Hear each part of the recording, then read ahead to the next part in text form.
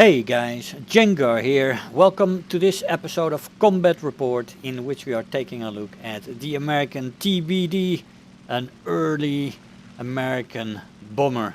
Well, this is one of those aircraft that you can call a bomber, an attacker, slash support fighter, close air support, a plane that will not be very comfortable in the main fighter line, in the focus, being the focus of attention. So this plane needs to be used in a smart way. You need to be extra smart in these planes because you know people are coming for you. And you know from the start you are on the offensive, on the defensive, sorry. But I would advise you to start with an attitude of offense in mind, because offense in the end is one of the best defenses. And well, you get a bomber spawn, of course, in this plane, and on most of the beginning maps you will have small maps where you can easily keep your altitude advantage, usually, most of the time, which means you can use your offensive guns, if you have them, to good account. Now you also have bombs, of course, that makes these things very nice grinders. The TBD on itself is a fantastic plane for that. He has an offensive 50 cal, which is absolutely brilliant in the early tiers. It's just one gun, but it does have 500 rounds for its gun, which is magnificent. And thus you, at least what I try to do in this plane is try to get the bombs off on a base and then use that 50 cal to the advantage of either my team or my squad.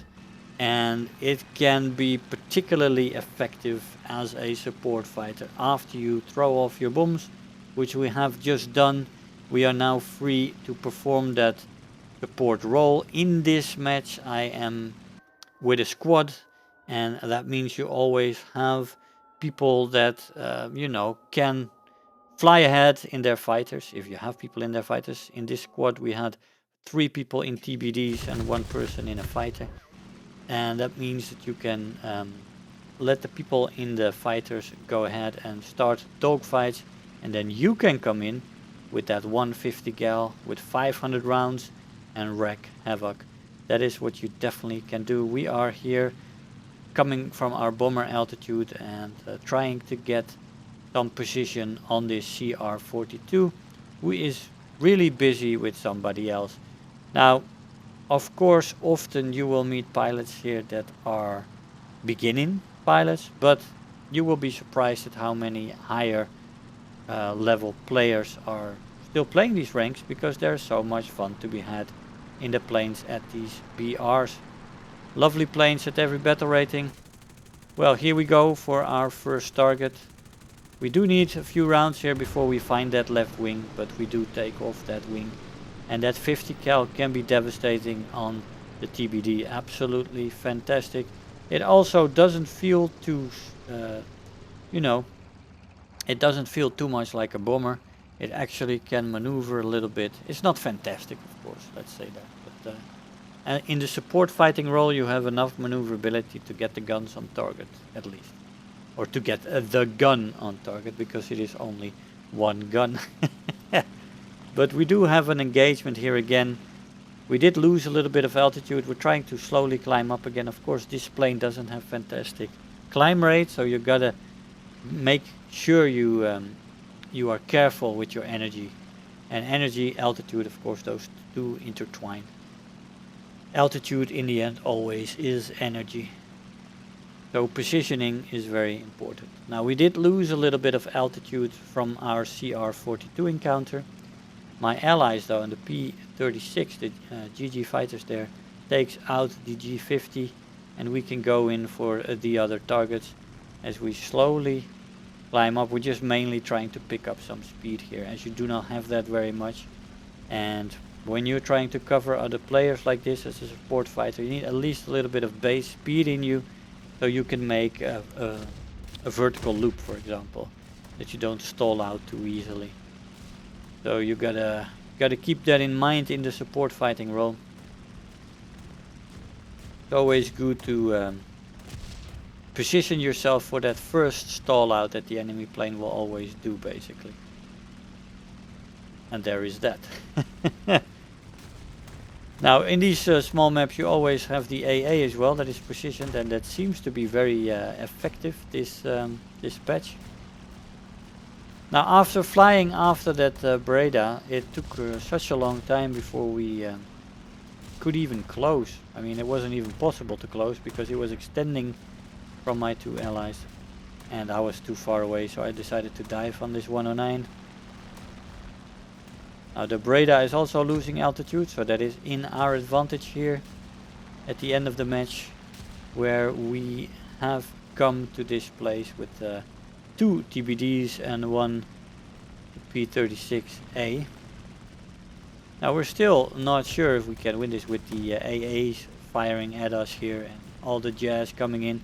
That's a calculated risk you take.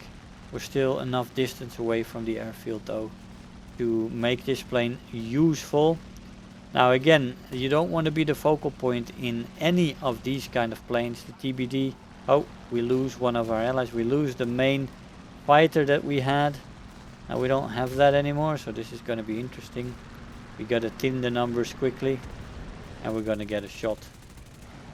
Now against the Breda you do have a chance with the maneuvering. Against any single seat fighter we would have a little bit of a problem, of course, as we do get the crit in. As I said, this plane has a low stall speed, so that is good, but it is still not the best in vertical maneuvering. But all in all, that went pretty well as we're going after him. Of course, he is extending, so yeah, you don't want to do that too quickly or too long, because you will always be in the disadvantage when it comes to this. When you fly a bomber, especially the early bombers, they don't have the greatest energy retention, and the Breda is actually quite a lovely plane. But he goes into the vertical and it makes us get a very easy shot here. Nothing too spectacular. We still have a Henschel 1, 2, 3 coming in there. We are low now, so it's just with the combination of these two aircraft that we can get this plane. Alone against the Henschel, you know, the Henschel is also this kind of a fighter. It's not a fighter, of course, it's a support fighter. But it can function better as a fighter than these two planes. But it is also a bomber slash attacker slash close air support that is also usable in this role, which is always good fun.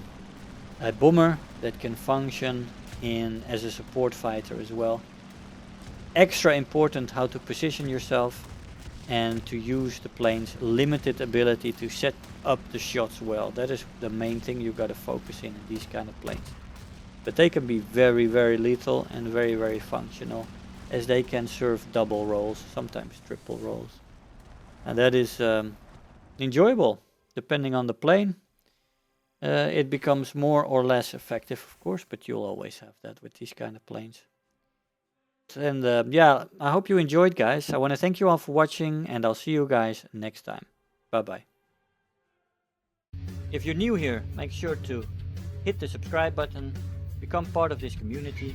If you are already a subscriber, don't forget to like the video, do leave me a comment, and if you really feel like helping out today, make sure to share the video with your friends and let them know about the channel.